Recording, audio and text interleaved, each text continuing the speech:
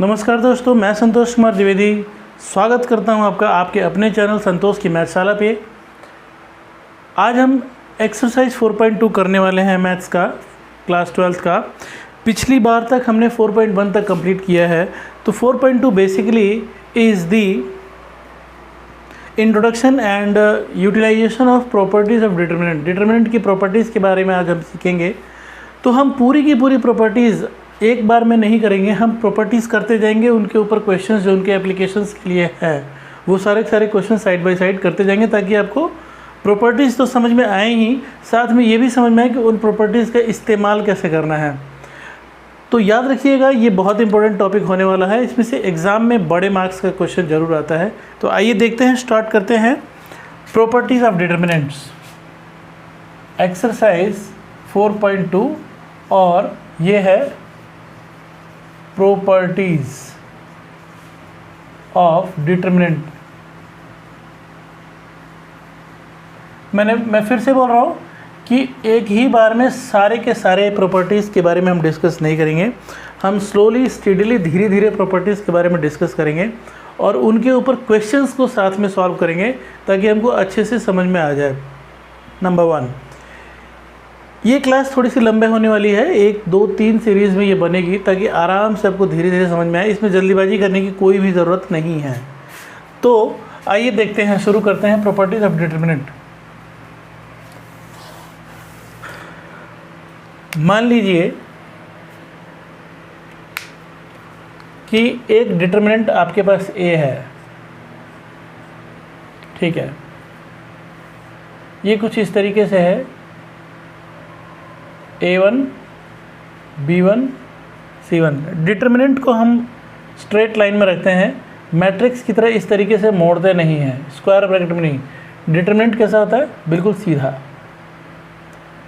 तो हम एक डिटर्मिनेंट लेने वाले हैं A1, B1, C1, A2, B2, C2, A3, B3, C3। मैं आपसे ये कह रहा हूँ कि इस डिटर्मिनेंट की जो भी वैल्यू हो, कुछ लोग इसकी वैल्यू को मॉड A बोलते हैं, जैसा कि पिछली क्लास में किया था, इवेल्यूएट करके और ये कैलकुलेट किया था। So this shows the value of determinant. कुछ लोग सिंपली डेल्टा लिख देते हैं। डेल्टा भी क्या होता है? वैल्यू से इसका मतलब है। तो मेरा ये कहने का मतलब है कि अगर इस डिटर्मिनेंट की कोई वैल्यू है, जो भी XYZ what ever the value of this determinant is, अगर मैं इस डिटर्मिनेंट को ऐसे लिखूं,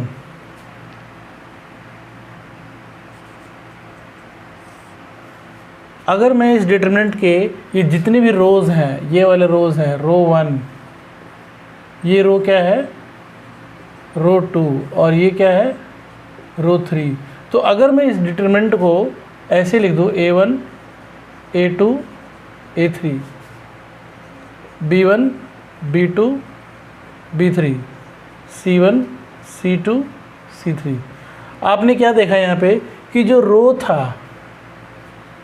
था A1, A2, A3, वो क्या बन गया? कॉलम। R2 क्या बन गया? कॉलम नंबर 2, और R3 बन गया कॉलम नंबर 3। मतलब we have interchanged rows into columns. We have interchanged rows into columns. तो ये मैंने क्यों किया? ये मैंने इसलिए किया क्योंकि ये एक प्रॉपर्टी है कि अगर किसी डिटर्मिनेंट के रोज़ को आप कॉलम्स में इंटरचेंज कर देते हैं तो उसकी वैल्यू पे कोई फ़र्क नहीं पड़ता है। तो मुझे ये लिख देना चाहिए कि प्रॉपर्टी नंबर 1 कहती है कि if rows and columns are interchanged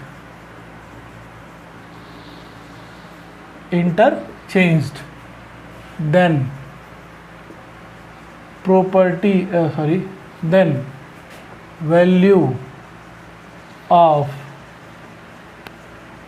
determinant remains same, याद रखेंगे। इसको एक एग्जांपल के तौर पे अगर हम लाइव एग्जांपल लेके समझें तो ज़्यादा अच्छा रहेगा। तो हम फटाफट कर लेते हैं। ए मान लीजिए 1 2 3 4 2 1 9 और 3 5 -2 ऐसा ले लेते हैं। 9 की जगह थोड़ा छोटा सा ले लेते हैं हम, 1 ले लेते हैं। इसकी वैल्यू निकालते हैं। डेल्टा लिख लीजिए या मॉड लिख लीजिए, एक ही बात है। कल मैंने किया था, मैं इसको एक्सपेंड कर रहा हूँ R1 के अलॉन्ग, याद करिएगा। तो जब मैं R1 के अलॉन्ग एक्सपेंड करता हूँ तो we have to write it. क्या लिखना पड़ेगा? Expanding along R1। कैसा रहेगा? मॉड ए या फिर डेल्टा। कैसा रहेगा? जब R1 ले रहे हैं तो हम इसके तीनों एलिमेंट्स लिख लेंगे। 1 को लिख लेंगे, ब्रैकेट लगा देंगे, 2 को लिख देंगे, ब्रैकेट लगा देंगे, 3 को लिख देंगे और ब्रैकेट लगा देंगे। पहले दोनों में, शुरू के और लास्ट वाले में प्लस, बीच वाले में माइनस। तो पहले में प्लस, लास्ट वाले में प्लस और बीच वाले में माइनस। ध्यान से देख लीजिए। जिसने मेरी क्लास कल की नहीं देखी है वो आज देख ले। अगर जिसको पिछली क्लास देखनी है तो वो मेरे चैनल पे जाके देखेगा, ठीक है। तो 1 लिया मैंने, कल बताया था मैंने क्या 1 लिया। आज हम इस चीज़ को नहीं बताएंगे बार बार एक ही चीज़। अगर हम 1 लेंगे तो ऐसे और ऐसे ढक देते हैं तो कौन बचता है? 1 2 3 4। कितना आएगा? 2 2 = 4 -4 -5 1 = 5। 2 ले लीजिए, 2। अगर 2 लेंगे तो ऐसे और ऐसे ढक देंगे तो क्या होगा? 4 1 3 और -2। 4 1 3 और -2। तो कैसा होगा? दिस माइनस दिस होता है। 4 2 = -8 -3 1 = 3। चलिए अब मैं 2 ले रहा हूँ, 3 ले रहा हूँ, 3। तो 3 लूँगा तो ऐसे और ऐसे ढक दूँगा तो क्या बचेगा? 4 2 5 3 4 2 3 5। तो क्या होने वाला है? This minus this. 4 5 = 4 5 = 20 -3 दूनी 6। इस तरीके से चलेगा। कितना आ जाएगा आंसर? फटाफट देख लेते हैं। 4 × 5 -9 4 - 5 -2 8 और 3 11 और ये हो गया 3। 20 में से 6 घटेगा तो 14। कितना आएगा? -9 + 22 + 42। तो कितना आएगा?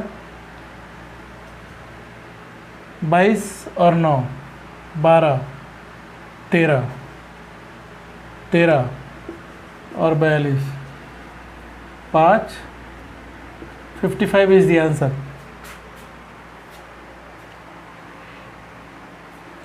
अब मैं क्या करूँगा?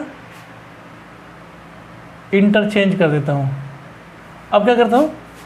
ये तो हमारा हो गया फर्स्ट पार्ट। अब मैं इसी क्वेश्चन को, मैंने बोला मैंने इसको सिंपली सॉल्व कर लिया। इसको सिंपली क्या किया? सॉल्व कर लिया। अब मैं इसके अंदर प्रॉपर्टी लगाता हूँ। कौन सी? ये वाली प्रॉपर्टी लगाने के बाद मैं देखता हूँ कि मेरा आंसर सेम आता है कि नहीं आता है। अगर प्रॉपर्टी लगाने के बाद आंसर सेम आता है तो हम ये मान के चलेंगे या फिर देख लेंगे कि हमने ये वाली प्रॉपर्टी ठीक की है। तो अब मैं अप्लाइंग करता हूँ, यहाँ पे लिख देता हूँ solving after applying property P1।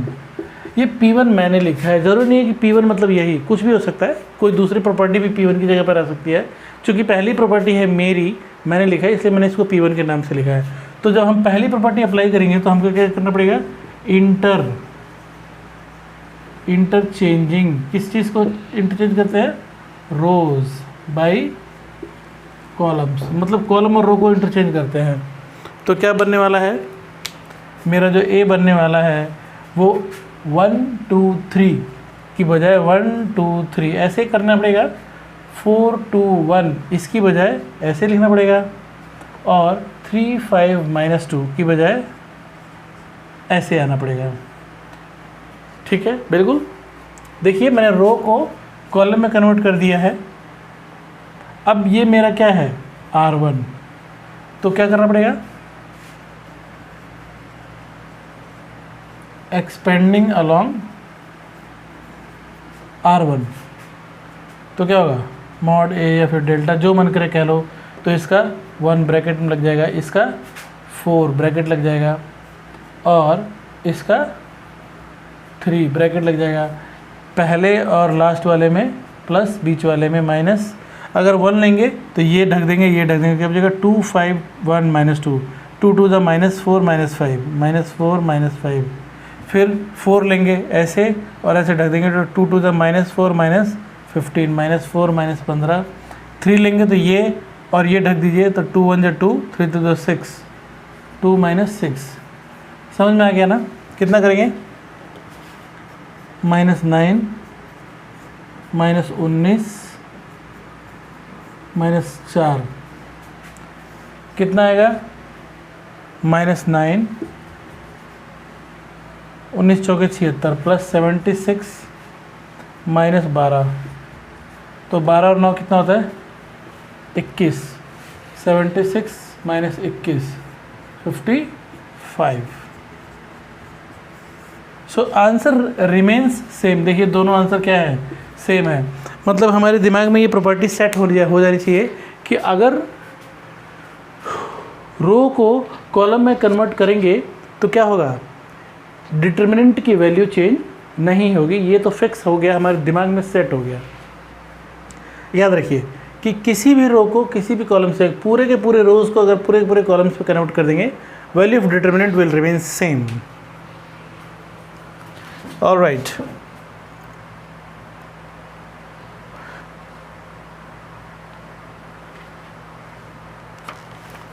तो इस चीज़ को हम सीख चुके हैं, आगे बढ़ेंगे। अब हम एक और प्रॉपर्टी देखेंगे, नेक्स्ट प्रॉपर्टी।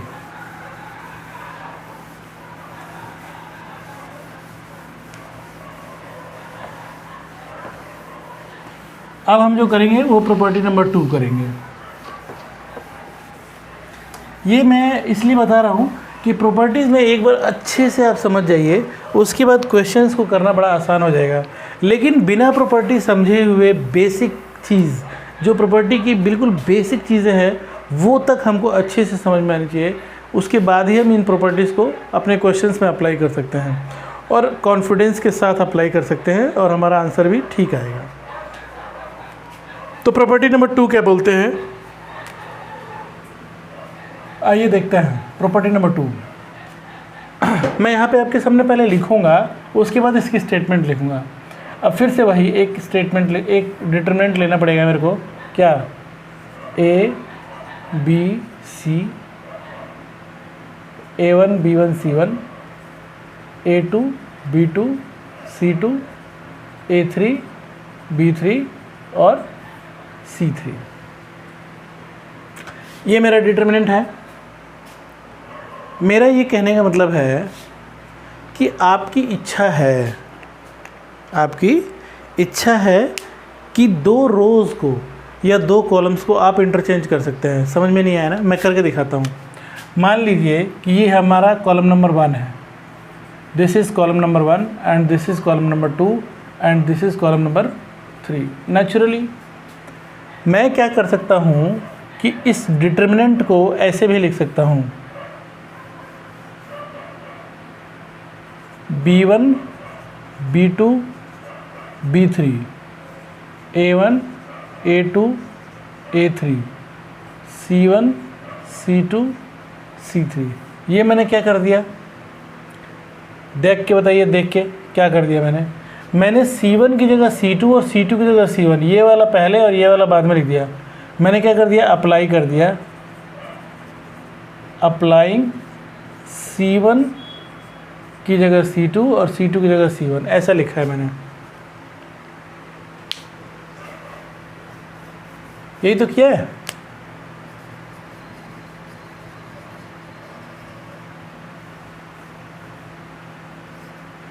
C1 और C2 में इंटरचेंज कर दिया मैंने।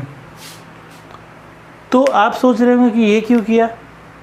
ये मैं कर सकता हूँ, I am absolutely free to do so as per the property number 2। But अगर मैंने किन्हीं 2 कॉलम्स को इंटरचेंज किया है तो फ्री में नहीं होगा, बदले में मुझे कीमत चुकानी पड़ेगी। और वो कीमत ये है कि हमें इस डिटरमिनेंट में एक माइनस लगाना पड़ेगा।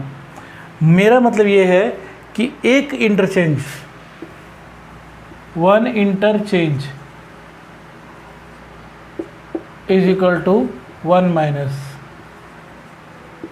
टू इंटरचेंज, ये ज़्यादा जाने देते, बस एक इंटरचेंज एक बार में करिए, एक बार में एक इंटरचेंज करिए और बगल में लगा दीजिए 1 माइनस उसके बदले में।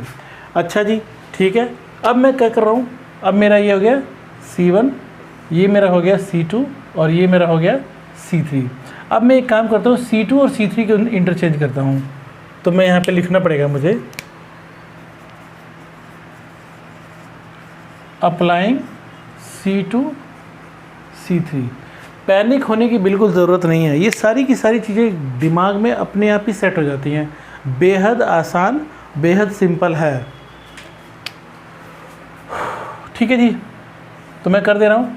C1 और C2 को, सॉरी, C2 और C3 को इंटरचेंज करना है। तो जब C2 और C3 को इंटरचेंज करना है तो C1 का बेचारे का क्या दोष है, जहाँ पे C1 है उसको एज इट इज़ लिखना पड़ेगा। C1 में तो कुछ भी नहीं करना है ना, हमें ऑर्डर हुआ है कि भैया C2 और C3 में इंटरचेंज करना है, तो C1 तो निर्दोष, तो C1 को हम एज इट इज़ लिख देंगे और इन दोनों को चेंज कर देंगे, मतलब C2 की जगह C3 और C3 की जगह C2, तो C1 C2 C3 और इधर A1 A2 और A3, ये मैंने कर दिया। और मैंने बोला कि जब एक इंटरचेंज होता है तो एक माइनस आता है, तो देखिए एक माइनस तो पहले से था, एक और माइनस आ गया है ना, तो एक्चुअली ये प्लस आ गया, प्लस हो गया। वो प्लस हो या माइनस हो मुझे कोई मतलब नहीं है, बट मुझे इतना मालूम है कि एक बार इंटरचेंज करेंगे तो एक बार में एक इंटरचेंज होगा और बदले में लेगा एक माइनस। ठीक, ये भी एक प्रॉपर्टी है। तो क्या मैं इस प्रॉपर्टी को अब लिख दूं यहाँ पे, तो लिखना चाहिए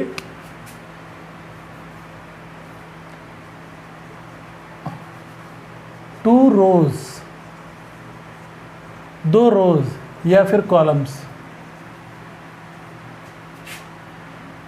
कैन, ये मैंने कॉलम में इंटरचेंज किया है, ऐसा रो में भी हो सकता है, ये वाला ऊपर आ जाए और ये वाला नीचे आ जाए, तो मैं लिख सकता हूँ यहाँ पे टू रोज और columns can be interchanged,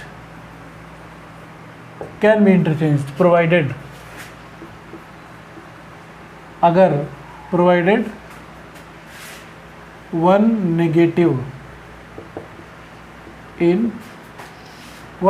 for one interchange, है ना। एक इंटरचेंज के लिए एक नेगेटिव आपको देना पड़ेगा। ये मैंने कॉलम्स में इंटरचेंज किया है। आप ये सोचेंगे कि ये रो में भी हो सकता है क्या, बिल्कुल हो सकता है, ये हो सकता है। हम क्या कर सकते हैं, अप्लाई कर सकते हैं। यहाँ तक पहुँच गए हैं, यहाँ तक वी हैव रीच्ड हेयर, यहाँ पे है। फिर से मैं अप्लाई करता हूँ, अब की बार रो में नहीं करूँगा, क्या करूँगा, अप्लाइंग R1 और R2, R1 को R2 और R2 को R1 बना दूंगा। मैं एक काम करता हूँ, R1 और R3 को करता हूँ सीधा, R1 R2 नहीं, नज़दीक वाले नहीं, दूर दूर वाले। मैंने लिखा कि R1 को क्या बनाना है, R3, और R3 को क्या बनाना है, R1।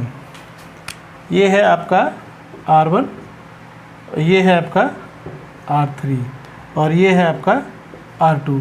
तो ये जो ऑर्डर दिया गया है वो R1 और R3 के लिए है, तो R2 की तो कोई गलती नहीं है ना, R2 एज इट इज लिख देंगे, तो B2 C2 A2, B2 C2 A2। अब R1 की जगह R3, ये रहा R1, इसकी जगह मैं ये लिखूँगा B3 C3 A3, B3 C3 A3, और R3 की जगह R1 लिख दूँगा B1 C1 A1। और हमारे पास एक माइनस तो लेगा, यहाँ पे दो माइनस थे, -1 की पावर 2 थी, तो क्या हो जाएगी 3, क्योंकि तीसरी वाली लगा दी मैंने। पूरी की पूरी उम्मीद करता हूँ कि आपको समझ में आया होगा। दो प्रॉपर्टीज़ कहाँ लगानी है, कैसे लगानी है, उसकी कोई टेंशन नहीं है। अभी तो बस इतना देखना है कि ये जो प्रॉपर्टीज़ मैं लगा रहा हूँ, जो बता रहा हूँ, वो समझ में आ रहा है कि नहीं आ रहा है। बस ये नहीं सोचना है कि कहाँ लगेंगी और कैसे लगेंगी और होंगी तो कैसे होंगी, मुश्किल होगा कि आसान होगा, ये सब हमें नहीं सोचना है। फ़िलहाल हमें बस ये देखना है कि when we are applying this properties, how to write and how to apply. While applying these two properties which I have told you, there should not be any mistake. So that is why we are trying to make you understand the concept of this tool, है ना। तो हमको concept को अच्छे से समझना है और सीखना है। अप्लाई कहाँ करेंगे, कैसे करेंगे, क्वेश्चन में कैसे यूज़ करेंगे, that is none of your business. वो जब हम समय आएगा तो आपको बहुत ही अच्छे तरीके से समझा देंगे। Fine, so let us move further, आगे मूव करते हैं। तो इसका भी एक लाइव एग्जांपल देख सकते हैं क्या? इसका भी एक लाइव एग्जांपल देख लेते हैं, या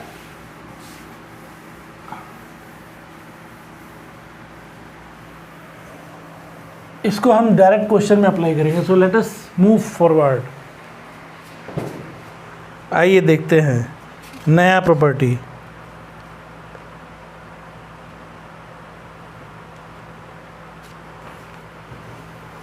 बेहद आसान है। प्रॉपर्टी नंबर 3, जो कि आपको भी कॉमन सेंस होगा तो आपको भी समझ में आएगी। कह रहे हैं इफ़, अब दो प्रॉपर्टीज़ मैं बहुत ही आसान बताऊंगा जो कि बहुत ही मज़ेदार है। If all the elements of a row, किसी रो के सारे एलिमेंट्स या फिर कॉलम के, कोई फ़र्क नहीं पड़ता। If all the elements of a row और column are 0, then value of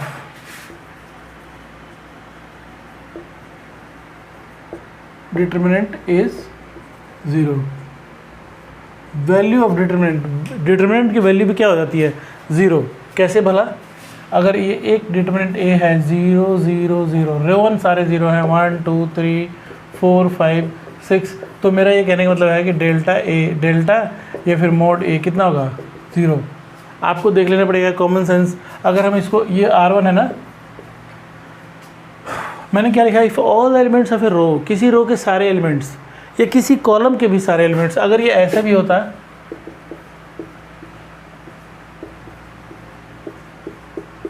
तो आप देखिए कॉलम नंबर 1 है ये, इसके सारे के सारे एलिमेंट्स क्या हैं? 0 हैं, तो इसका आंसर क्या होगा? 0। यही तो मैं कह रहा हूँ कि अगर सारे एलिमेंट्स 0 हैं किसी भी रो के, अगर इस R2 के भी हैं, अगर मान लीजिए ऐसा है 1 2 3 0 0 0 4 5 6, तो भी मेरा आंसर क्या होगा? 0। अगर ये R3 में भी है तो भी कितना होगा? 0। बट होने चाहिए सारे के सारे एलिमेंट 0। मैं इसको कैसे इसको जस्टिफाई करूँगा? अगर मैं एक्सपेंड कर दूँ भैया, पहले वाली सिचुएशन में ले लूँ, एक्सपेंडिंग क्या करूँ? अलॉन्ग R1 के अलॉन्ग एक्सपेंड कर दूँ तो क्या होगा? यहाँ पे जो पहला एलिमेंट 0, दूसरा एलिमेंट में भी 0 और तीसरे एलिमेंट में भी 0। अंदर वाला कुछ भी हो, ये प्लस, ये माइनस, ये प्लस, अंदर कुछ भी हो, बाहर तो 0 है, तो आंसर कितना आएगा इसका? 0। अब आप करेंगे कि R2 में क्या होगा, तो मैं क्या करूँगा कि इस R2 में करने के लिए ये R2 है और ये R1 है, तो मैं यहाँ पे क्या कर दूँगा? अभी पीछे वाली प्रॉपर्टी अप्लाई कर दूँगा, अप्लाइंग R1 और R2। हालांकि मैं इसको डायरेक्ट भी कर सकता हूँ, लेकिन अगर मैं ये प्रॉपर्टी यहाँ अप्लाई कर दूँ तो क्या होगा? R1 R2 को इंटरचेंज कर दूंगा, तो ज़्यादा से ज़्यादा क्या होगा? एक माइनस ही तो लगाओगे भाई, एक इंटरचेंज करोगे तो एक माइनस लगाओगे तो 0 0 0 ऊपर आ जाएगा, और 1 2 3 इसके बगल में आ जाएगा नीचे, और ये 4 5 6 तो है ही। ठीक है, अब क्या करेंगे? ये हो गया हमारा R1, यहाँ पे कर दूंगा एक्सपेंडिंग अलॉन्ग R1, और फिर जो मेरा आंसर आएगा उसमें माइनस इंटू 0। भैया एक्सपेंडिंग अलॉन्ग R1 करेंगे, ऐसे ही तो हो जाएगा 0 0 0, सारा 0 हो जाएगा, तो 0 में -1 की मल्टीप्लिकेशन करके क्या तीर मार लेंगे? 0 ही आएगा। सो ये सारी चीज़ें क्या है? 3 प्रॉपर्टीज़ बता दी, हमारे दिमाग में सेट होनी चाहिए। पहली प्रॉपर्टी क्या बताई मैंने? बताइए। तीसरी तो ये है कि सारे एलिमेंट्स अगर किसी रो के या किसी कॉलम के हैं तो आंसर 0 आएगा। दूसरी क्या थी कि अगर किसी 2 रो या कॉलम को अगर हम इंटरचेंज कर रहे हैं तो क्या होगा, एक माइनस लगेगा एक इंटरचेंज पे।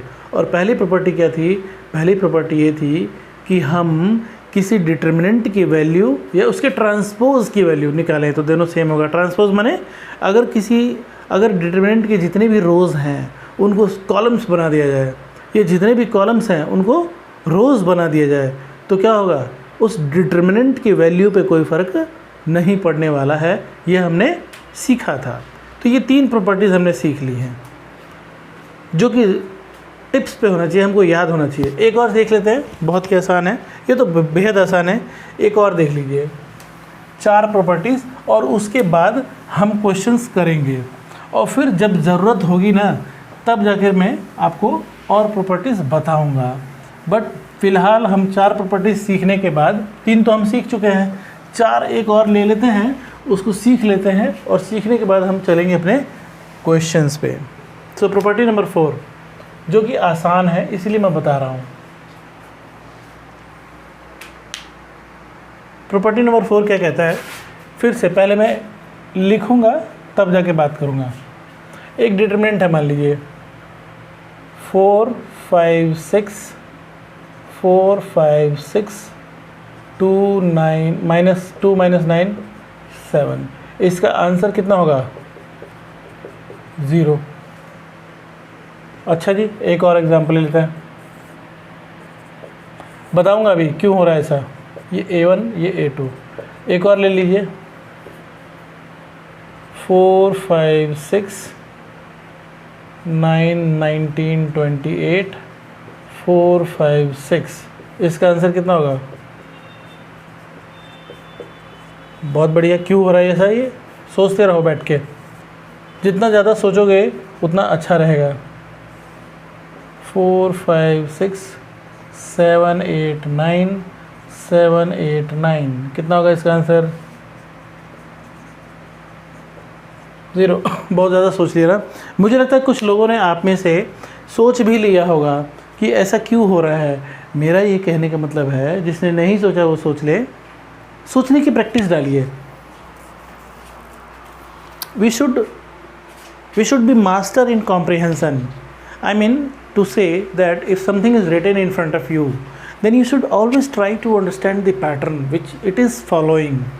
If you are in a position to understand the pattern, or if you are in a position to develop a kind of logic, you will be in a position to utilize your mind better. मेरा कहने का मतलब ये है कि this is called logical reasoning. जितना ज़्यादा आप सोचेंगे इसका मतलब ये होगा कि उतना ही ज़्यादा आप अपने दिमाग को काम पे लगाते हैं, और जितना ज़्यादा आप अपने दिमाग को काम पे लगाते हैं उसका डेवलपमेंट उसी हिसाब से फास्ट होता है। यहाँ पर मैं सोच के ये बता सकता हूँ कि मैंने देखा कि C1 और C2, ये है C1 और ये है C2, ये C1 एंड C2 आर, क्या लिख सकता हूँ, आइडेंटिकल, है ना। यहाँ मैंने ये देखा आइडेंटिकल मतलब दोनों के दोनों कॉलम्स बिल्कुल, दोनों के कॉलम्स के एलिमेंट्स बिल्कुल सेम हैं, तो आइडेंटिकल है। यहाँ मैंने देखा कि C1 और C3, C1 and C3 are identical, यहाँ मैंने देखा। और यहाँ पे मैं क्या देख रहा हूँ कि ये R2 है और ये R3 है, तो मैं लिख रहा हूँ कि R2 and R3 are identical. जब भी कोई 2 रोज या 2 कॉलम्स के एलिमेंट्स आइडेंटिकल हों, उनका आंसर बिना सोचे समझे 0 लिखा जा सकता है। तो यही है वो property, if any 2 rows or columns are identical, then value of determinant is 0।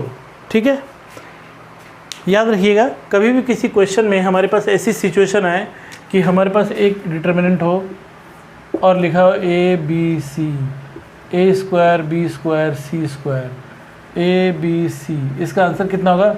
सीधा 0। क्यों? कि ये दोनों C1 और C2 सेम है, तो मैं 0 लिख सकता हूँ।